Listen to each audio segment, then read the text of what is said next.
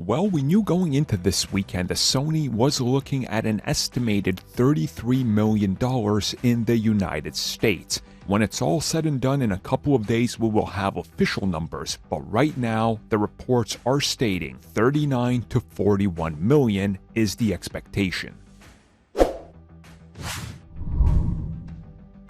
So the numbers we will be talking about here first came from Variety.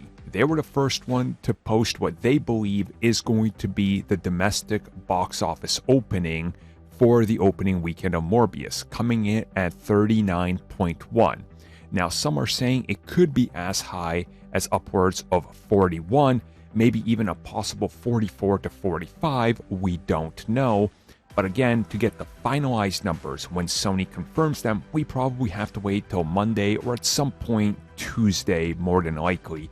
Again, to have everything 100% official, depending on how quick Sony can, get the correct numbers. Either way, though, this is a good at least 7 million above expectations for what Sony set for their internal expectations, which was around 33 million. Now, in the grand scheme of things, if we compare this to other films recently, depending on where you're going to look at it, but we will compare it to just Marvel films, it's coming in not quite as high, obviously, as Venom Let There Be Carnage, which made over 80.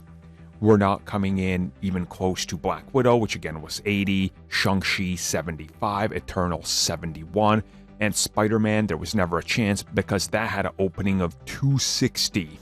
So yeah, this thing is doing better than expected, way better than anybody expected, quite honestly. But again, it's going to be interesting to see what happens next. How does it hold, and what will Sony say next? Because they're definitely going to want to scream from the top of the rooftops that this thing is number one.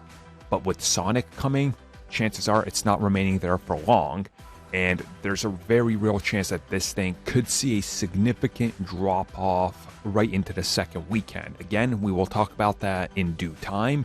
If the numbers are substantially higher than what's being reported here, I'll make a follow-up video and say how that might affect the future of this. And I personally still think it's a little too early to call this franchise because we need to get the worldwide numbers and then kind of plug those into the profit margins and everything, which I'm sure definitely people will be doing soon.